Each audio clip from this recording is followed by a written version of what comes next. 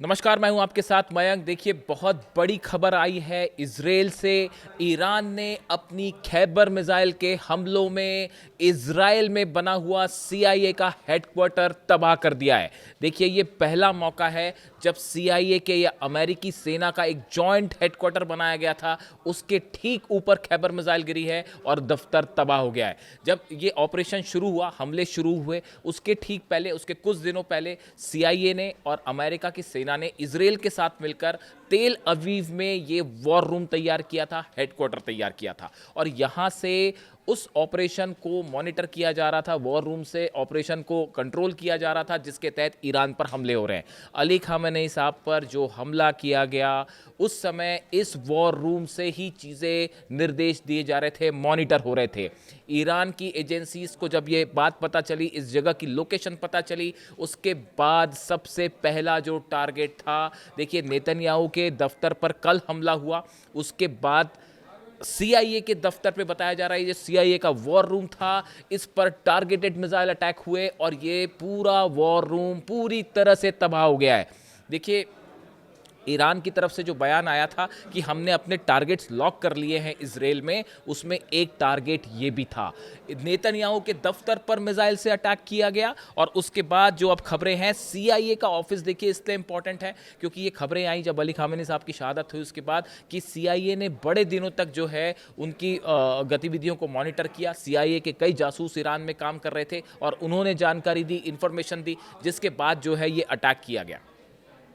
यानी target number 1 Iran का था। अब सीआईए, उस एजेंसी, अमेरिका की वो एजेंसी जो कि जिस पर लगातार इस बात के आरोप लगे कि ईरान में जो प्रोटेस्ट हुआ, प्रदर्शनकारियों को भड़काया गया, मोसाद के साथ मिलकर, इजराइल की एजेंसी मोसाद। और जब ये हमले शुरू हुए और गिरल्ड आर फोर्ड जब एयरक्राफ्ट कैरियर पहुंचा हाइफा, उसी दौरान यहाँ पे ये हेडक्वार्टर सेट किया गया था और ये तय किया गया था कि यहीं से पूरे ऑपरेशन को जो है वो अंजाम दिया जाएगा।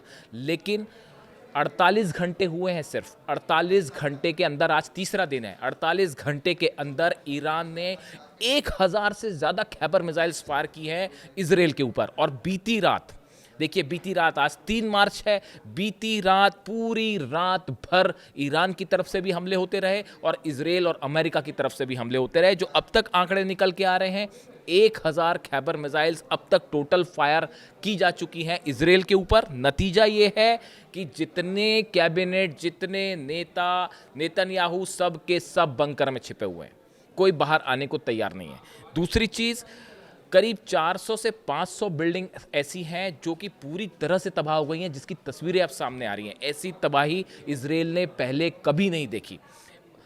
जगह जगह पर जो है वो जितने सेना के हेडक्वार्टर्स हैं, सबको निशाना बनाया जा रहा है। ईरान की सेना की तरफ से एक वार्निंग भी जारी की गई है इजराइल के लोगों के लिए कि अगर आप इजराइल की सेना के हेडक्वार्टर्स में या सेना के बेसिस के आसपास रहते हैं तो वहां से आप दूर हट जाइए, क्योंकि जितने इजराइल की सेना के जितने बेसिस हैं उन सब पर मिसाइल्स गिरने वाली हैं।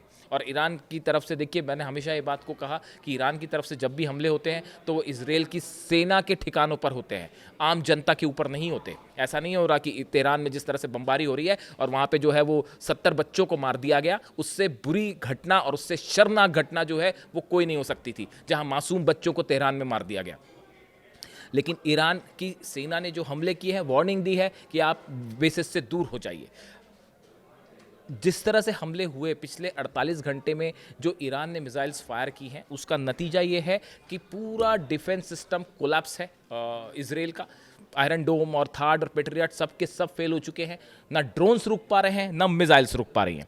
अब देखिए, ये इसके अलावा अगर हम बात करें, ये इजराइल का हाल है, नेतन्याहू बंकर में बाहर आने को राजी नहीं है। और इसके अलावा अगर हम बात करें, ओमान के तट पर ऑयल टैंकर पर हमला हुआ है, धू धू कर जल रहा है। आप देखें, कुवैत की अल अहमदी रिफाइनरी है, उस पर हमला हुआ, वहाँ पे आग लग चुकी है। सऊदी का जो ऑयल रिफाइनरी है, उसके बारे में आपने कल तस्वीरें देखी होंगी, वो भी धू धू कर जल रही है। यानी ईरान की मिसाइल्स न सिर्फ अरब देशों पर बरस रही हैं, सऊदी का क्या हाल है आपने देखा। यूएई में जिस तरह से दुबई पर जो है मिसाइल्स गिर रही हैं और ड्रोन्स गिरने की इंफॉर्मेशन सामने आ रही हैं, आप देखिए पूरे दुबई में पैनिक है, फ्लाइट्स रुकी हुई है। और अब हालात ये है कि किसी तरह से ईरान को रोकने के लिए कोशिशें शुरू की गई हैं। पुतिन जो है वो बात कर रहे हैं, अलग अलग लोगों से पुतिन के पास फ़ोन जा रहे हैं, तुर्की के पास फ़ोन जा रहे हैं कि भाई कैसे भी करके आप ईरान को रोक दीजिए। ईरान ने तय कर दिया है इस बार जंग नहीं रुकेगी।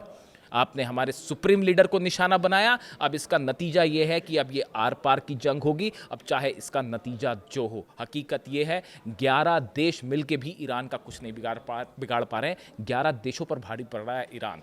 जो 3 फाइटर जेट्स गए जिस तरह से गिरे हैं कुवैत में, पहले तो एक की खबर आई, उसके बाद खबर आई कि 3 फाइटर जेट गिर गए, और अब ये कहा जा रहा है कि उसमें इस तरह की भी खबरें हैं कि वो मिसकम्युनिकेशन हुआ और गलती से गिर गए। बिल्कुल गलती से नहीं गिरे, ईरान के हमले से गिरे हैं तीनों फाइटर जेट्स। इस तरह से जब जंग होती है और खुद का फाइटर जेट गिर जाता है तो इस तरह की बातें होती हैं कई बार कि जो है वो मिसकम्युनिकेशन था और हमारा डिफेंस सिस्टम फायर हो गया।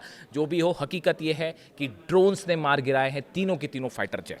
अब देखिए, इसी बीच जो है खबरें ये भी हैं कि कई अमेरिकन सोल्जर्स की मौत हुई है अलग अलग बेसिस पे। मैं अपने अगले वीडियो में आपको बताऊंगा कि कैसे अमेरिका के सेंटर्स पर हमले हो रहे हैं और वहाँ पे क्या हालात हैं।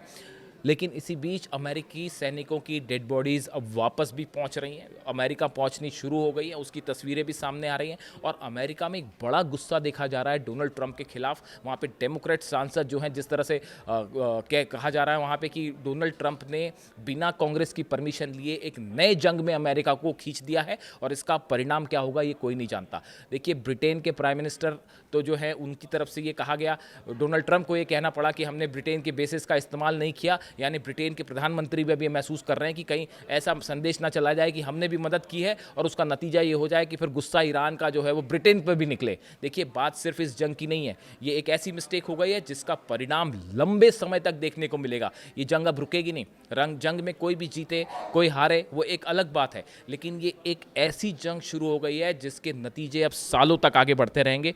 देखिए, इसी बीच जो है एक बड़ी और अहम खबर ये भी है कि अमेरिका की जितने बेसेस हैं, 27 बेसेस हैं जिसको निशाना बनाया है ईरान ने, और उसमें से 5 बेस ऐसे बताए जा रहे हैं जो कि पूरी तरह से तबाह हो गए। उसमें एक बहरीन का बेस है, पूरी तरह से तबाह है। कुवैत का बेस है, पूरी तरह से तबाह है। अल उदैद बेस पर भी जो उनका रडार सिस्टम लगा था वो पूरी तरह से तबाह हो चुका है। यानी आप देखिए, इस पूरे इलाके में न सिर्फ इजराइल को बल्कि अमेरिका के कई सेंटर्स को बड़ा नुकसान पहुंचा है। देखिए, मैं इसको लेकर एक अलग से वीडियो करूंगा कि अमेरिका को इस पूरे जंग में कहां पे कितना नुकसान पहुंचा है, उसका एग्जैक्ट एक्यूरेट आंकड़े क्या है, इसको लेकर मैं अगले वीडियो में आपको अपडेट दूंगा। लेकिन फिलहाल ईरान ने धुआं कर रखा है 10 देशों को। देखिए, इससे जुड़ा जो भी अपडेट होगा आप तक पहुंचाऊंगा। Thank you so much.